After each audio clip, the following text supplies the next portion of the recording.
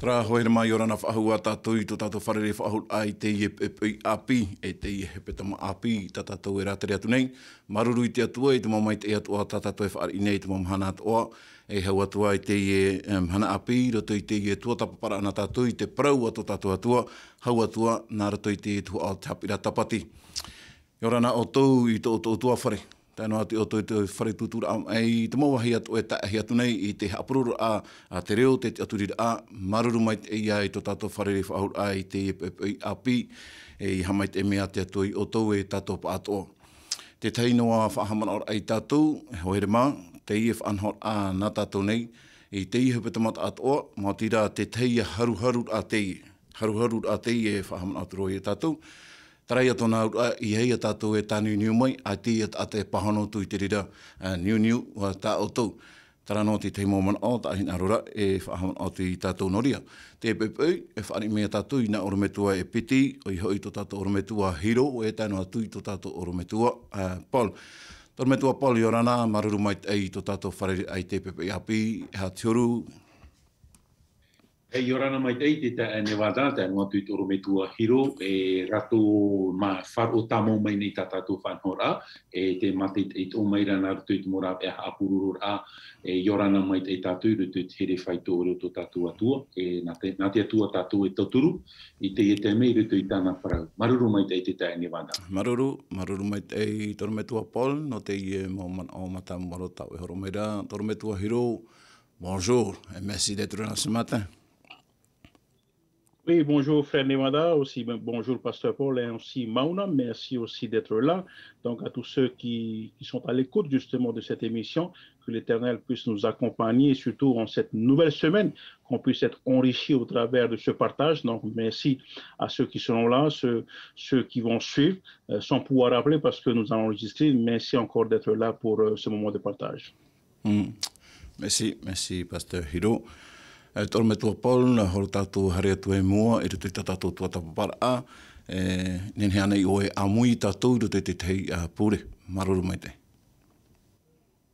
Naria, parhei tātou rutu te pūre, te atua tō mātou me tua mai te eira o e te aura, te tūmo tō mātou wharere a I te nei pupui, te hinaro nei mātou te amaruru ia oe, kor o whaahu mai oe mātou te whanau, ia nen he mātou ia heheu, ia teio, e ia maramara mai tā oe paramau.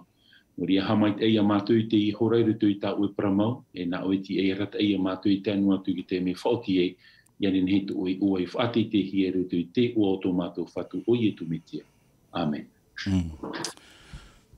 Amane, maruru mai te I tō tātou purer a, e hea nei taro me tua Paul, hi ori I mai te tei moman au I tō tapapahia mai, rato I te I hapira a tapati I eri anei, te tei moman au I potono, man apu uhut a rato I te hapira tapati, ta tātou I tō tapa mai I eri anei. E promoru o te tae Nevada, I ta tātou hapi a tapati te I hepetuma meri anei, te parau ia no te tene I te whaau a ampia, e hoi a tumu parau whahihia roa, te iara te hia mai tātou, rutu te parau ato tātou atua, e wariro o te parau o te tene e urar a no I tera era I te rātau, ta te atua I horoa I monte I te horoa o tera te tene mau e veire rutu I tera ei, e te mea o ta te atua I horo mai rutu I a monte, ianen he I tera era, ianen he o monte I a patu mai te nei te tene, e urar a no rātou, te tae Nevada, e nei I haina mai tātou rutu te parau te tene I harehi e I tu, te mei tat, aita I tu I hare rutu ki te teni hamani hi e tiri maut ata, aita I tu hare trara, I rutu I whaau a api, rutu I tata tutumu prau, tra te teni rutu I whaau a api, e me whahihi ato I a tatu I a ite e hupar a e hupahia re I tu, aita pai te rira hupa I whai anuan I ke tātauru, te mei I tu a poe e, wati a whaho mai tō tātou whatu I tu metia, e te praura rutu o hupa hoi o I te wahi, no rira mai o I te imhana, ti roto o nei ki te tene o te rei e wariro I tu I te imhana e arai no tātou, e paruru no tātou, tō nā ti roto noa I tu te ohipara o te ora no tātou, I tātou I ora nei I roto I te iene o. E te rāta wahi o oa no tātou, e praupai tātou e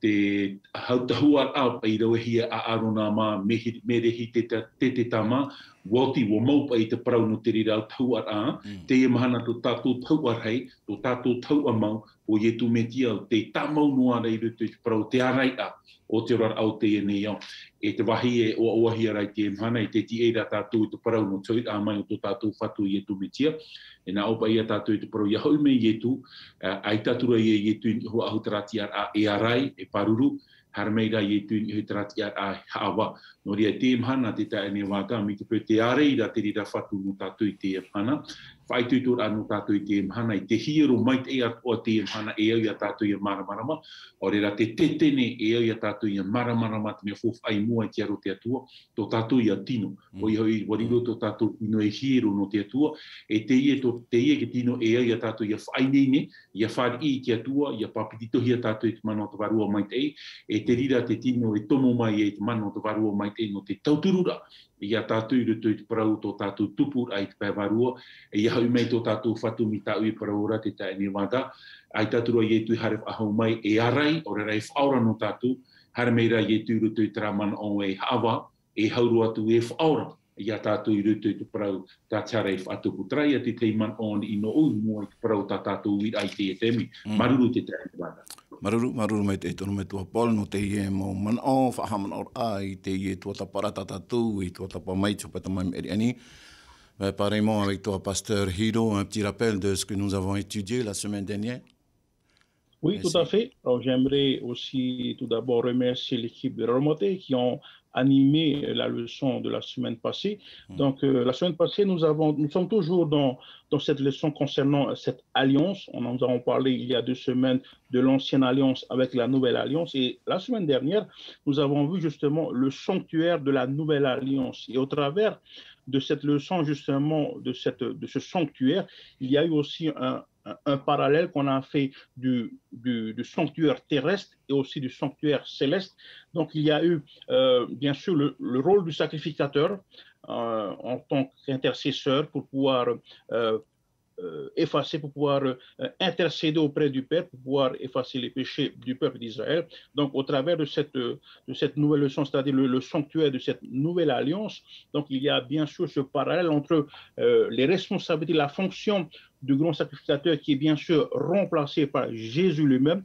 Il n'est pas seulement le sacrificateur, mais aussi, il y a aussi cette brebis qu'on a immolée et pour le pardon de péché de l'humanité tout entière. Donc, nous avons vu au travers de la semaine passée, de la leçon, que le rôle de ce sacrificateur et aussi on a fait le parallèle entre le sanctuaire terrestre et le sanctuaire céleste, c'est-à-dire qu'aujourd'hui même, il y a ce grand prêtre qui intercède en notre faveur, parce que bientôt, il y aura, on va dire, il y aura cette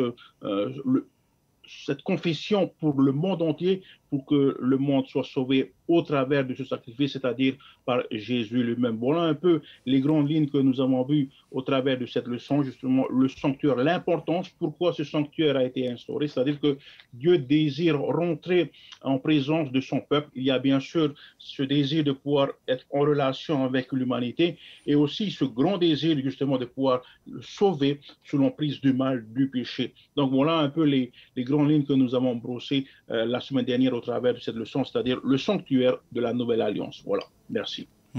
Merci, Pasteur Hiro, pour ces pensées. Tormetua Paul, te arera tātou, ni aisui tātou tō tapapara āno te i he petama api, tumprau, te tumprau te i he petama api, te horuma piti ai o te tumprau, tātou tō tapara mai, o i hoi te wharo o te atira,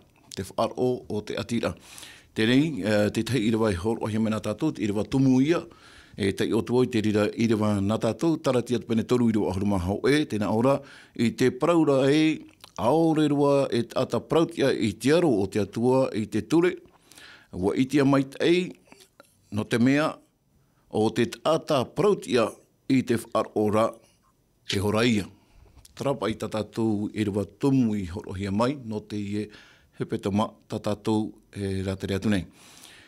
Hana mai tātou ni asio i te whaamata mo i hoi te parau ia no te hohoa o Tariwari. Te hohoa o Tariwari le Saint du Calvaire. Te uira mata muaro a tāu hina rotu nei me te peuti unenua ia oe toru me tua Paul, te wira matamoa, te hapi a o te whatataurot a hia o Ietu, ia whau hia i te parapore o te mamoe i moe. Tara paira tui te mateo, pena ahoruma au i te rewa ahoruma piti, te rewa ahoruma toru, rotat pena ahoruma pā, i rewa toru e te meit, i rewa hitu. Tara te hui a matamoe ha te mana o.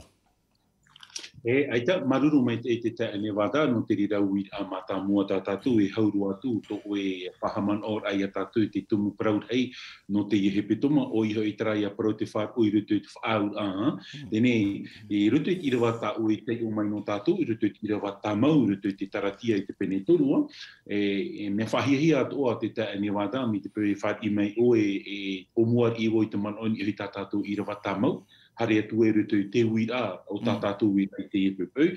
No te mea me whahiahia roi a tātou ia maramara mai. E hapa i te tao prau, e whahiahia roi rutu i tirawa, iau tā tātou tumu prau te whāro i rutu i te whaau a. Tēnei i hoina nei oi rutu i tā tātou i rawa o tā oi tei o mai tei no tātou, tā ui e hin arora i te ane wada, e tei o whaahua i te i rawa, tēnā ora i te praura aore roa e ata prau i te aro te atuara i te ture.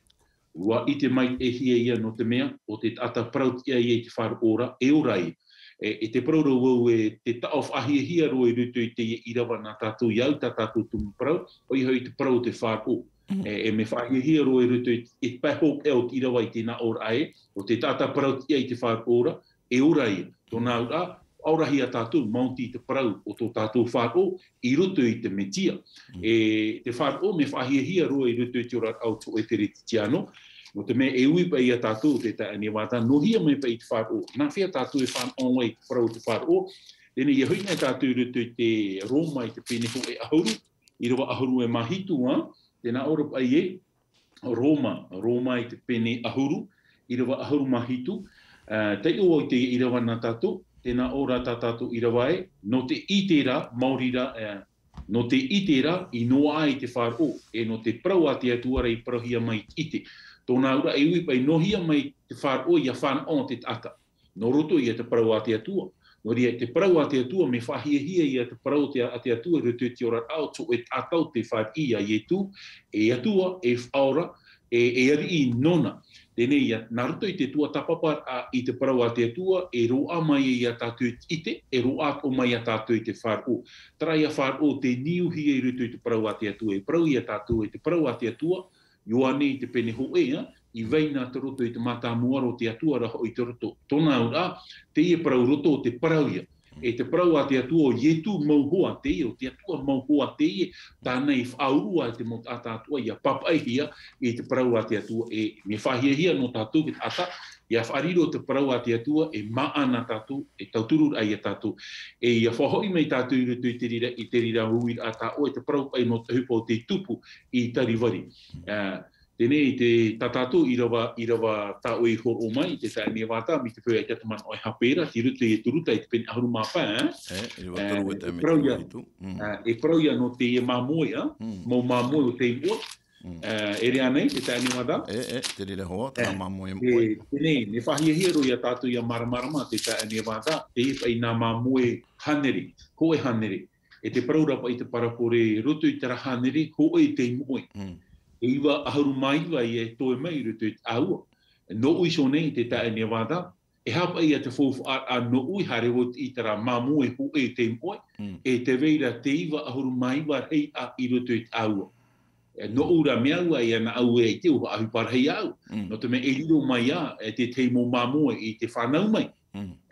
Te praura rata parapure aita. O veho te whatu mamoe, te tie mamoe tara iwa ahuru maiwa, e wahare imi tara i moe.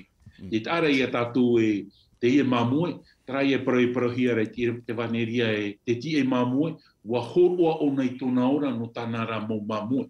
Tēnei hoe whaau a te taane wanda, e paraupa i a wau e tara hānere hei a mamoe, te prauia o tō tātou paranita, te prauia o tō tātou wau.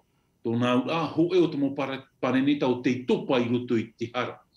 E tara paranita o te topa i rutu i te hara, te paranita e tō tātou i a paranita.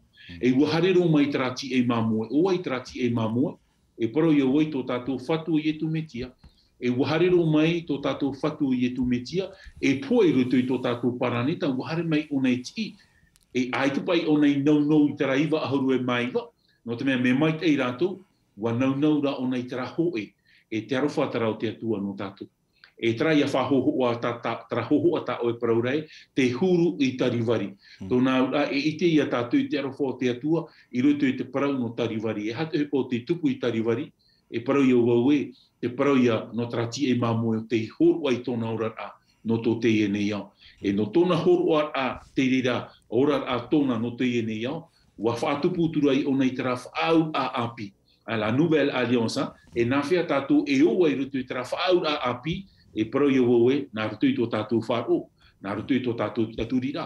Trai a te tae ne wada, te te man o i rutu i te iwi ana tātou. Maruru mai te tae ne wada. Maruru mai te torumetua Paul no te moman o rarahei ta o e tatara maira i rutu i te parau no te whaaro o ia maua, nā rutu i tō tātou whatu i etu metia, e ora i te atanei. Pasteur Hiro, notre thème de cette semaine, 12e leçon, la foi de l'Alliance, et nous allons étudier sur les scènes du calvaire. Et ma première question, quelles leçons pouvons-nous tirer de la crucifixion de Jésus à la lumière de la parabole de la brebis perdue? Voilà, Pasteur Hiro. Merci beaucoup pour cette première question. Donc, avant de répondre à cette question, j'aimerais déjà mettre les bases par rapport au défi de cette nouvelle leçon. Donc, ici, il est question de foi.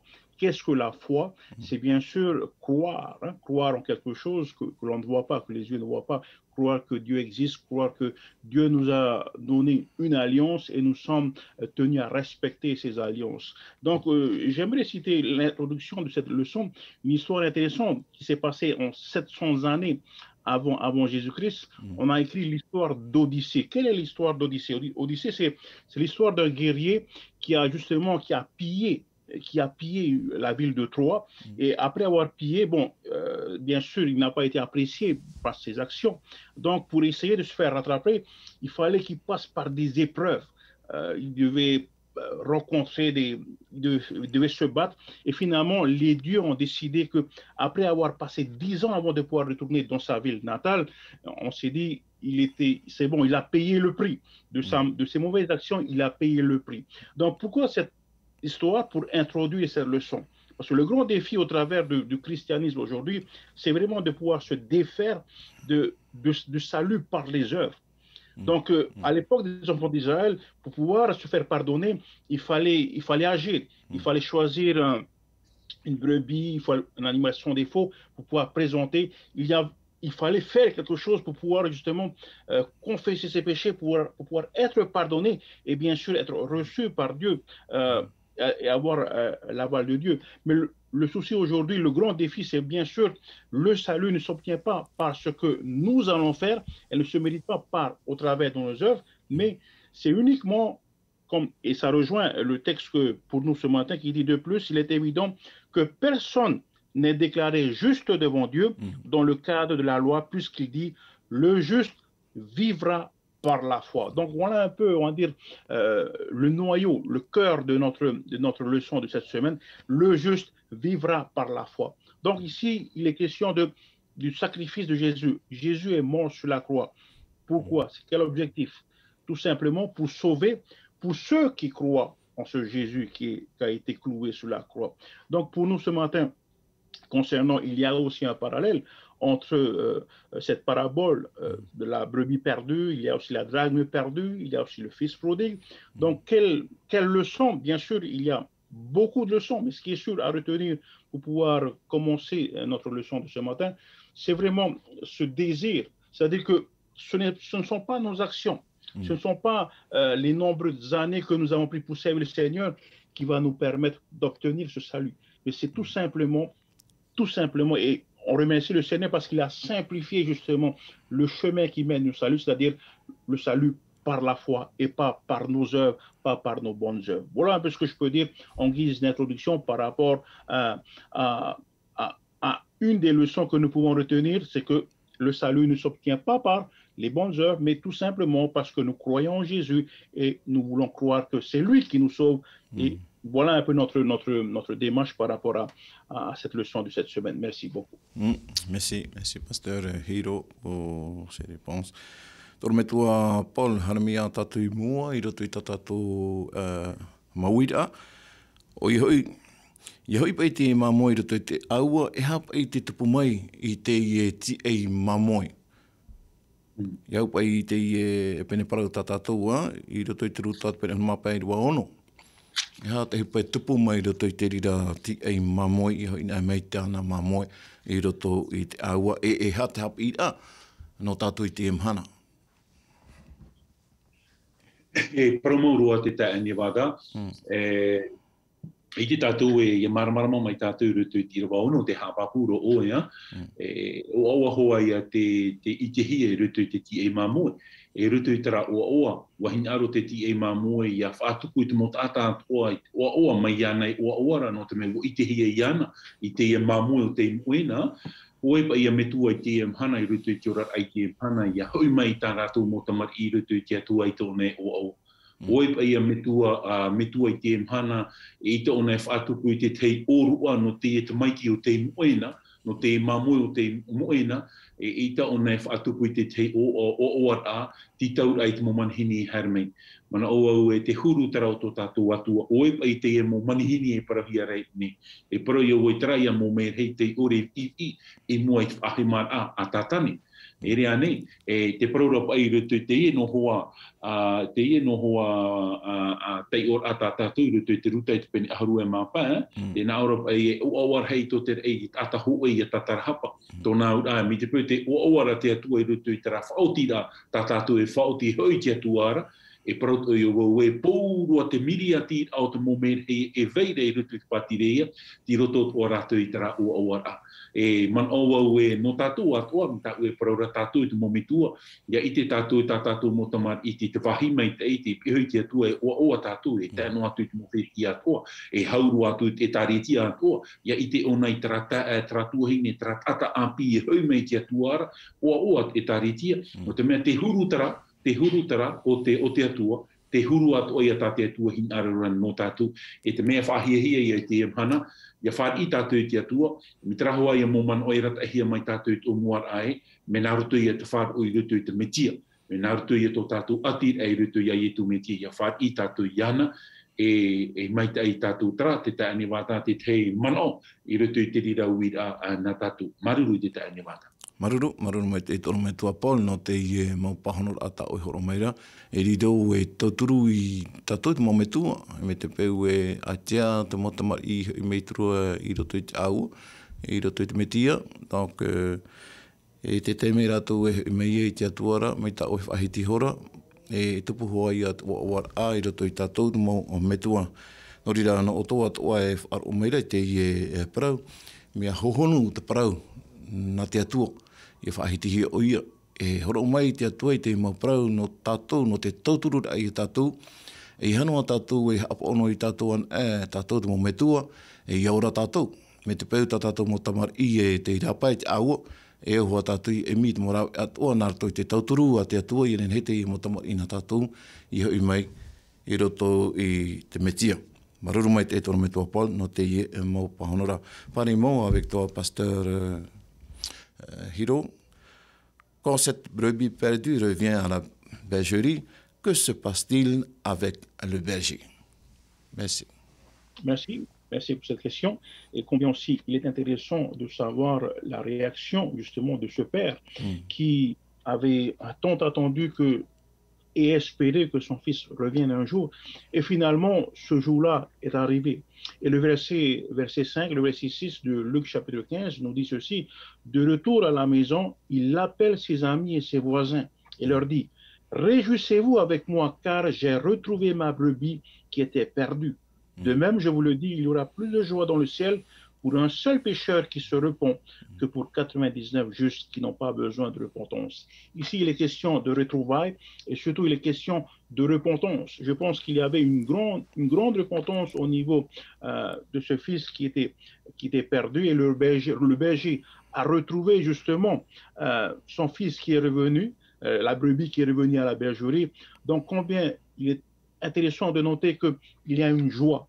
On va essayer de se mettre peut-être dans notre contexte aujourd'hui. Si nos enfants qui ont eux-mêmes décidé de quitter la maison, lorsqu'ils vont revenir, comment on va réagir par rapport à cela?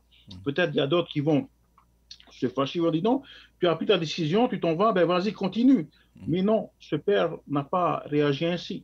Il a dit, je suis content, j'ai attendu ce jour-là, aujourd'hui, tu es revenu. Donc, par rapport justement à la leçon, les scènes du calvaire, la leçon d'aujourd'hui.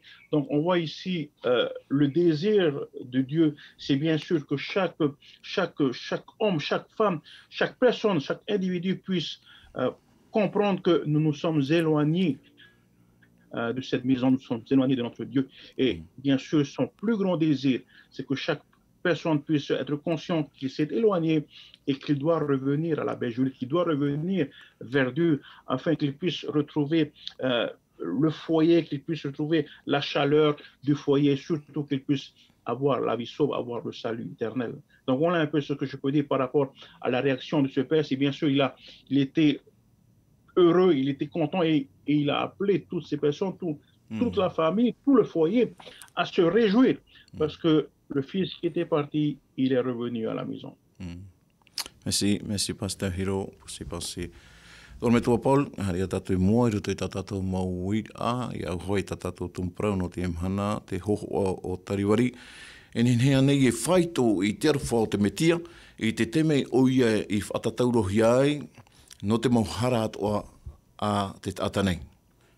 Ninhea nei whaito i te rira aruwha, tō tātou atoa, maruru mai te. Maruru mai te no te rira uir a tātou te tae ne wada, e paropa i tātou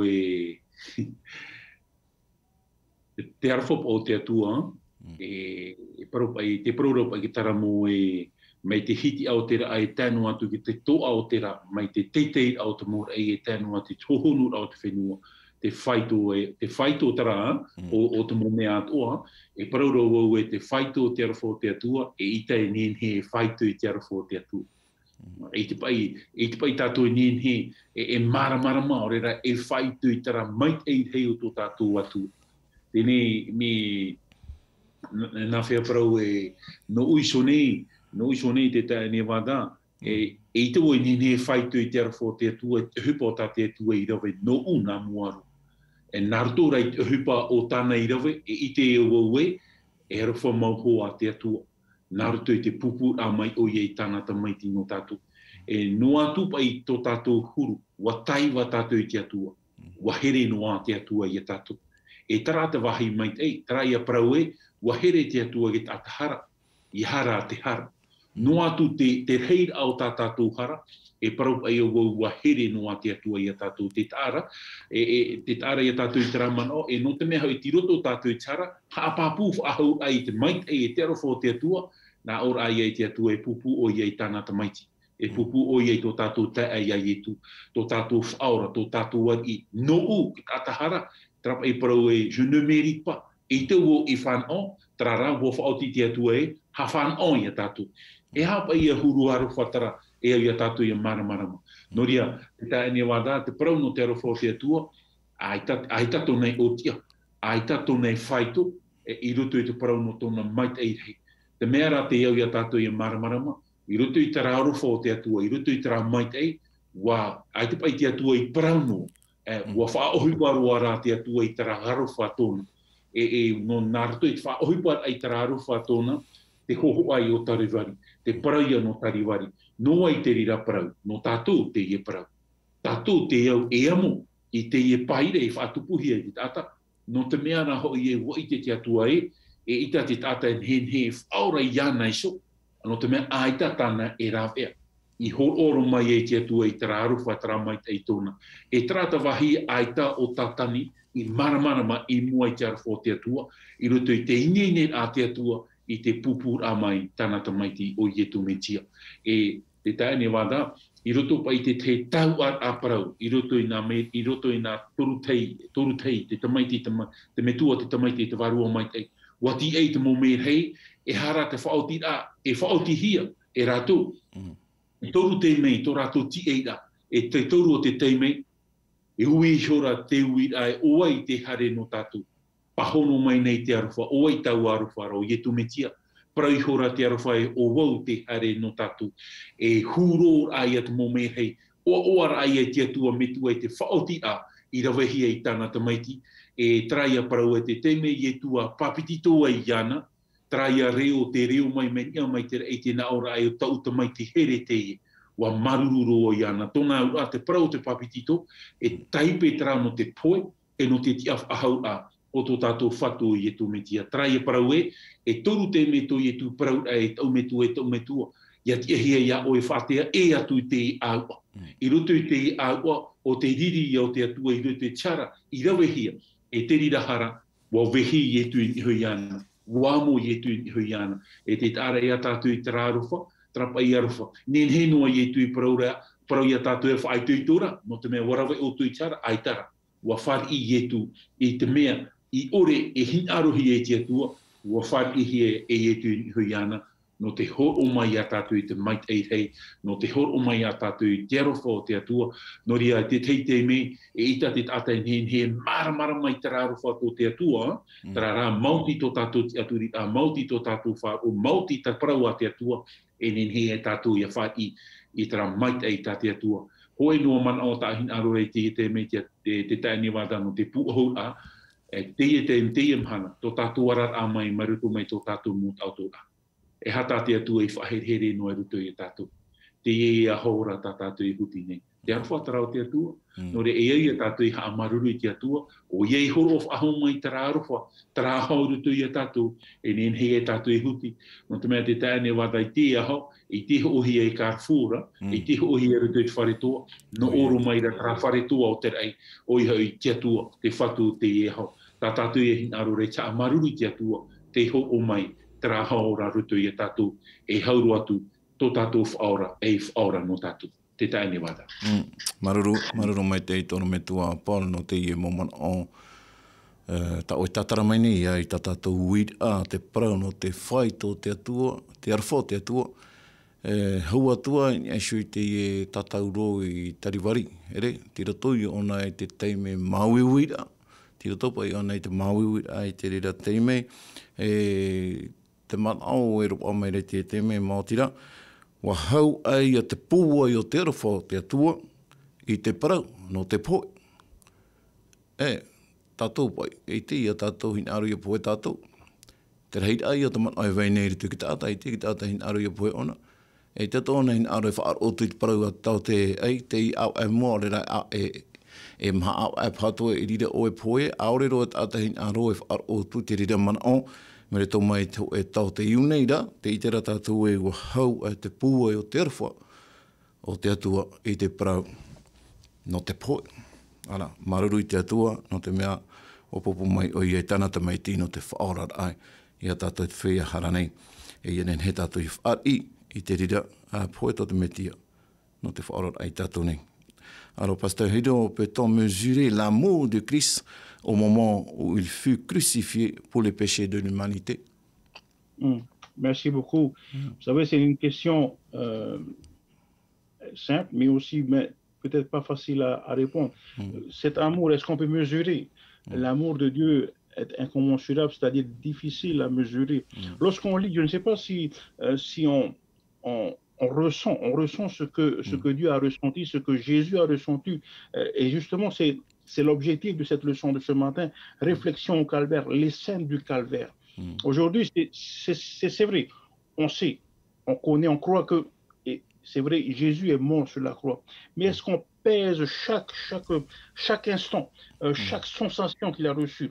Dans Matthieu, au chapitre 27, verset 46, on dit ceci, vers la 9e heure, Jésus s'écria d'une voix forte, Eli, Eli, lama sabachthani, c'est-à-dire, mon Dieu, pourquoi m'as-tu abandonné? Je ne sais pas si on essaie de se mettre à la place de Dieu le Père, son Fils unique qui est en train de crier, mon Père, pourquoi m'as-tu abandonné?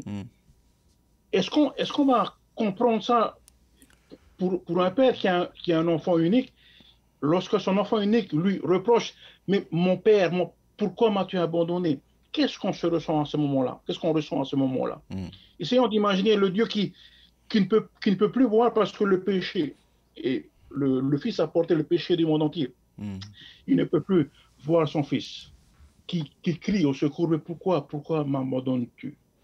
Est-ce que c'est quelque chose de facile? C'est quelque chose de très, très difficile. Mais cela n'a pas arrêté le Seigneur d'accomplir sa mission. Et pourtant, il avait ce choix. Il pouvait, au dernier moment, dire « c'en est trop, je ne peux plus, je souffre trop ». Mais il ne s'est pas arrêté à la moitié du chemin. Il a terminé sa mission, il est parti jusqu'à la fin. Et vous savez pourquoi? C'est pour nous sauver, nous aujourd'hui. Nous avons cette vie sauve grâce à ce sacrifice, grâce à ce geste, grâce à cette action. Et n'oublions jamais cela. N'oublions jamais cela qu'il y a quelque chose, il y avait une souffrance intense qui s'est passée.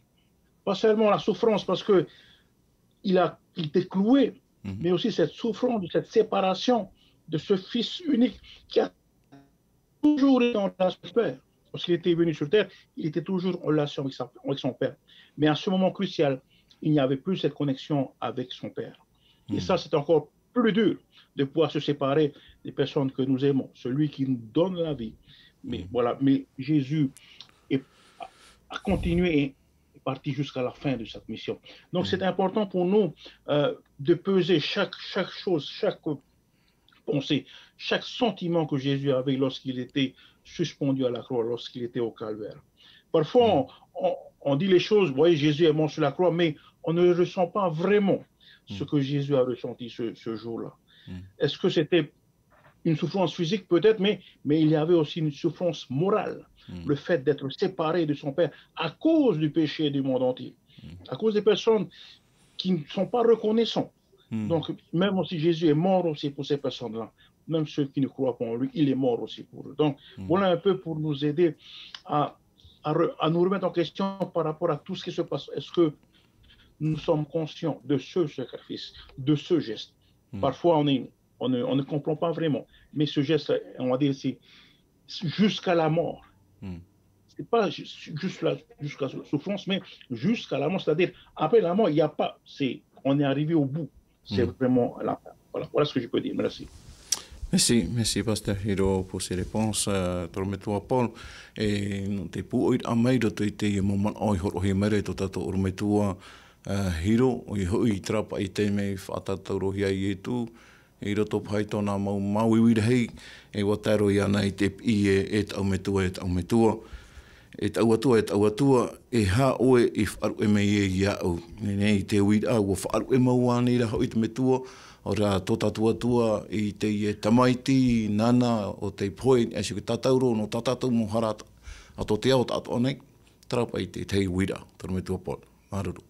E maruru mai te ane wātai re te trau uira a tatatu, e promourua, e metua ia uiso nei, i te toa nin he hi ono a tau te maiti rutu te mau e te pimeira o nei au ki tauturu e hi ono o iana, e hare hoa o e tauturu iana, tēnei hapa i te au te e parau, warata ihia mai te eite rā, warata i mai te ihia mai te man oi toro me tua hiru rutu i te rira au uira ana tātua, nei rā tātua e maramarama no uiso nei, aita te atu e wharu e tāna te maiti ia ietu metia.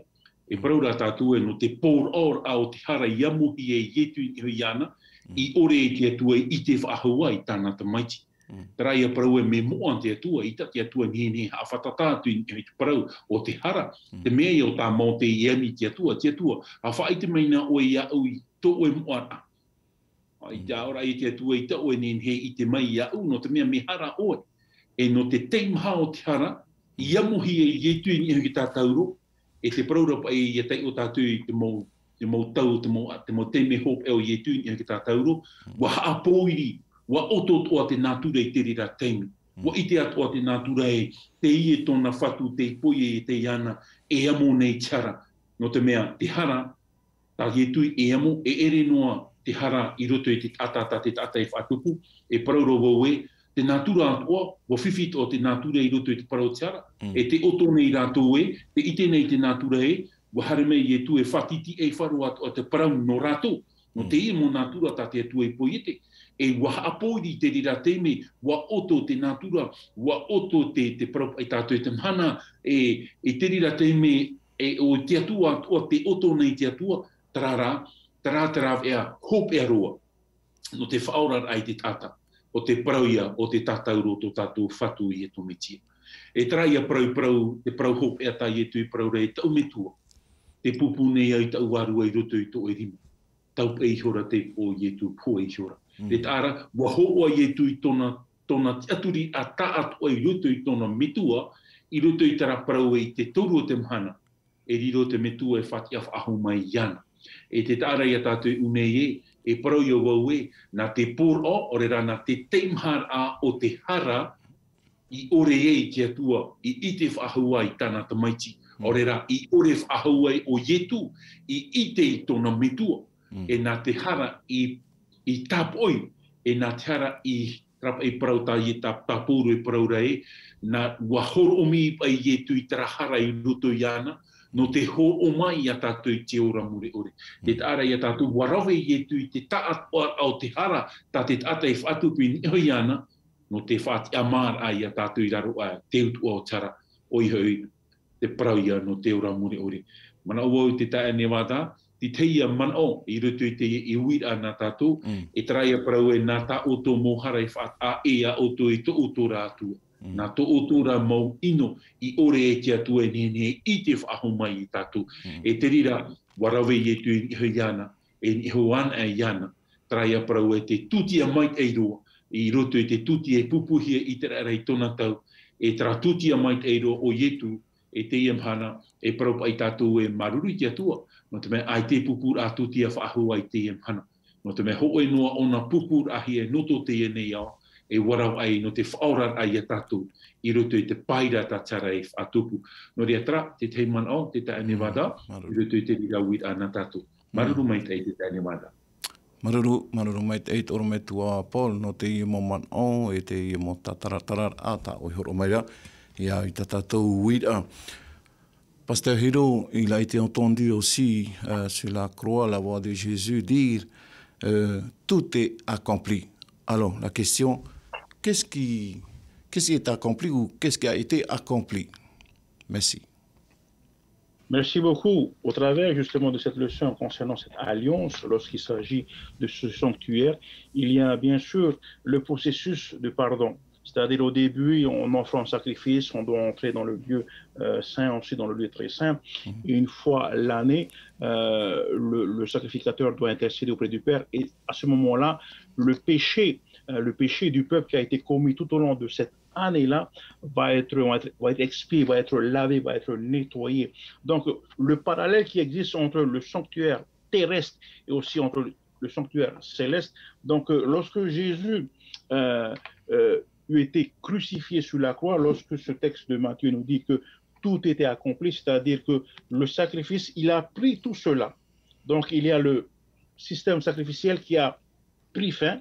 Ce n'est plus un animal qu'on va prendre, mais c'est Jésus lui-même qui prend cette place. Donc, la première chose, c'est bien sûr, cette partie-là a été finie, a été abolie. Ce n'est pas la loi ni le sabbat, mais c'est uniquement ce système qui a été mis en place au temps des enfants d'Israël jusqu'à la crucifixion. Et au moment où Jésus est mort sur la croix, il n'y a plus tout ce rituel, mais tout cela est accompli, tout cela est terminé, parce que c'est Jésus qui prend maintenant la place de cette brebis immolée pour pouvoir sauver une personne qui demande, qui confesse et qui veut être lavé de ses péchés. Et lorsque Jésus est mort sur la croix, tout ce rituel, tout ce système-là a été accompli, a été aboli. Maintenant, c'est Jésus maintenant qui prend justement, qui est là à l'écoute de nos confessions pour pouvoir intercéder auprès de notre Père. Voilà un peu qu'est-ce qui est accompli lorsque Jésus est mort sur la croix. Ben, c'est ce système sacrificiel, les lois qu'on avait instaurées pour pouvoir, on va dire, respecter ce processus de confession et de pardon.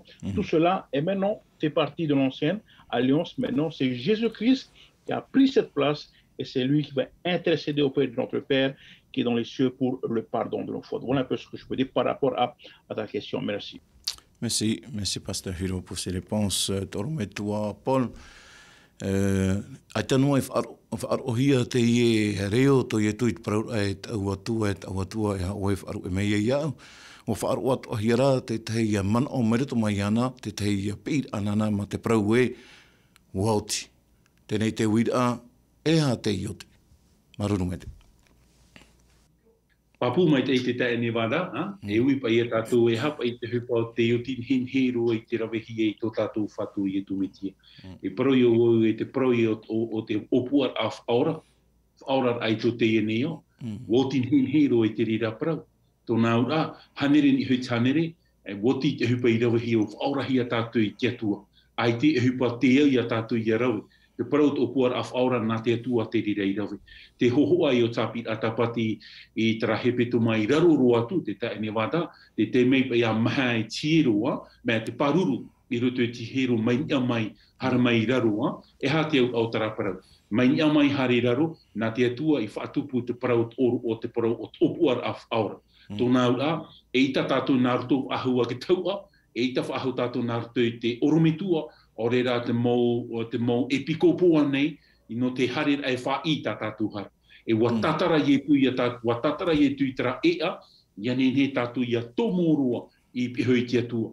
Tara ia parau e, ha whatatarua tātou i pihoi kia tua, ai tātou a tara whanhor a i narutohia te tutia animara, o reira naruto i te tata, warawera i tu i hui ana, tara ia parau e o ietu ea, o ietu te paramau, e o ietu te ora. E te aura i o tara parau e wauti te mome atoa. Hanere hui tānere, wa whaatupu te atua te parau opua a whaora no tātou. Tā tātou noa te i te me e au i a tātou i rawe, te whar i ai e ki atua nā rutu i tō tātou whāku. E ur ai a tātou i tō tātou aturi ai rutu i tara whāua, la foi dans l'alliance, te ur ai a tātou i tō tātou whār ui rutu i tara whāua, no te mea nā rutu i tara whāua, tō te atua hoor ai a tātou. Nā roto i te pō i tu metia, tō te atua hoor a mai a tātou. E tara ia parau e tū te takompli wauti te mō mea o tōna ura, men hen he tō tātou parau te e mhana, trat ato te whar i ia i tu e whatu e whaora nona. Trano te teiman o te tae ne wada. Maruru mate. Maruru mai te orometua Paul no te mauman o tātaratara ai ratu i te mauira a tātou ere wōti, te maume ato ere wahia e tō tātou whatu i e tū, mai ta e whaahiti meira, ai tāture pupur atu te animara whaahau, ai te tahu au ahau no te pupur ai te rira tūtia nā tātou, mautira te esho te rira mauti atoa i tō tātou whatu i e tū, hare a wharu no tātou pure i ia i e tūra, nāna ia te rira pupu atu, e mua i tono me tua. Maruru mai te tono me tua Paulu. Pasteur Hiro, peut-être c'est notre dernière question. Dans Galates 6, verset 16, quelle est la pensée de Paul surtout par qui le monde est crucifié pour moi comme je le suis pour le monde? Qu'est-ce que Paul voudrait dire par là? Galates 6, verset 16. Merci. Merci. Galates 6, verset 16, on dit ici, paix et miséricorde sur tous ceux qui suivront cette règle et sur l'Israël de Dieu. Quelle est cette règle? Bien sûr, c'est la foi. C'est croire que Jésus est mort et nous sauve de cette culpabilité du péché qui est enveloppé dans ce monde. Maintenant, quelle est la pensée de Paul? Par qui le monde est crucifié? Pour moi, le monde a été plongé dans ce péché. Donc, Jésus-Christ est venu pour justement sauver l'humanité de l'emprise du mal, l'emprise du péché. Donc, aujourd'hui, quelle est ma responsabilité par rapport à ce sacrifice? C'est bien sûr, comme notre texte de base de cette semaine qui dit « Le juste vivra par la foi ». Aujourd'hui, nous avons cette responsabilité de pouvoir croire, de pouvoir accepter ce sacrifice. Jésus est venu pour mourir pour chacun de nous. Quelle est ma responsabilité par rapport à ça? C'est-à-dire que nous sommes appelés à croire, nous sommes invités à croire en ce sacrifice, en cette action, parce que si nous voulons le salut, si nous voulons être sauvés, c'est bien sûr, c'est la foi en Jésus qui va nous encourager, qui va nous pousser, qui va nous mener justement à ce salut. Donc c'est important pour nous de savoir que cette action, ce que Jésus a fait, est très important pour chacun de nous. Aujourd'hui, notre responsabilité, c'est vraiment de pouvoir croire en ce Jésus qui est mort sur la croix pour nous sauver, pour sauver chacun de nous aujourd'hui. Donc voilà un peu ce qu'on peut dire par rapport à ce que Paul voulait dire, c'est-à-dire que nous avons notre responsabilité et si nous voulons justement ce salut par la foi, ben nous croyons que Jésus est venu pour mourir afin de nous sauver de la culpabilité, de la condamnation du péché qui est, bien sûr, c'est la mort. Voilà, merci. Merci, Pastor Hiro. Toro me tō Paul, te ia topa te mauira a hope arono, te mea te piritura tātou I te pai hope au tātou tua tapapara no te I pepe api nei.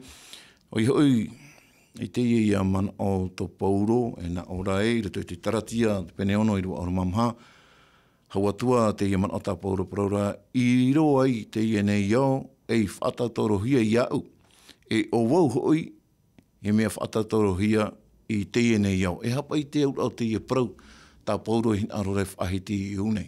Maruru mai te tono me tua pō. Eita, te au o te ia parau no tātou, tarahoa ia tumu parau tātou I te imhana, te hoho atara o tariwaria, e au hoa te parau te ia nei au, ia whaurahia, me nawhia te ia tō tātou au whaurahia e, me naruto ana e tarana e tarap ea, te ite hia I te atua no te whaurar ai a tātou rutu I te pairo o tiara, o iho I te parau I o te pō tō tātou whatu I tu metia.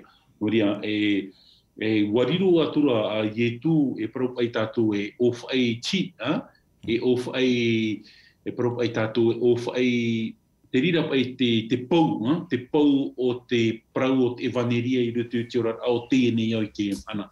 Noria, e te ia traia te teimana o no uirutu I te rira I rawana tātou I te pupu, e puahura I tātou whanhora, ai tātou hewa e rap ea, maruru I tō tātou atua, maruru I tō tātou whatu I tu metia, maruru atua I te mano te warua mai te, no te mea mauti toa te mano te warua mai te, e nen he tātou maramara mai te e parau na tātou I te e mahana. Nā, te tai ni wada, te te ia man o no te e te meirutu I te rira uira. Maruru mai te maruru I orua, oro me tua Hiro, tano atu I oro me tua Paul, rato I te tua tapapat ana tātou I te api nei. Maruru atoa o tau e wharo tamono mai nei, ta tātou whanhor a tua tapat ai te prau a te atua atu I te tua o tapira tapati, e enen he te atua I a taturu mai e whai tutu mai ai tātou I te tua tapapat ai tāna prau e ia maramarama I te mohepat o tā te atua I rawe, no tātou e te whia hara nei. Rau a tātou I a tātou I te pehopi a no tātou a whanhor a no te pepe nei, e tau atu ai e anirei to tātou oro me tua Hiro, enen hei a puho mai, tā tātou whanhor a nā tātou I te puri a no tātou. Maruru mai te. Et merci, nous allons prier. Père éternel, notre Dieu, Père éternel, nous voulons te remercier pour cette leçon très importante, c'est-à-dire nous rappeler ce qui a été décidé, ce qui a été choisi, et surtout ce que tu as fait sur cette croix. Tu l'as choisi afin que l'on puisse hériter de cette vie. Ce sang qui a été versé afin qu'on puisse être racheté de cette culpabilité, de cette conséquence que le péché entraîne, c'est-à-dire la mort éternelle. Merci infiniment pour ce que tu as fait, c'est ce que tu continues à faire pour chacun de nous. Aide-nous dans les choix que nous sommes appelés à prendre chaque jour et aide-nous à nous rappeler de ce qui s'est passé sur le mont Golgotha et sur le Calvaire, afin que cette attention de non-décision de ce que nous allons faire par rapport à ce que tu as fait pour chacun de nous. Bénis chacun de nous et en tout cela, nous te demandons au nom de Jésus. Amen.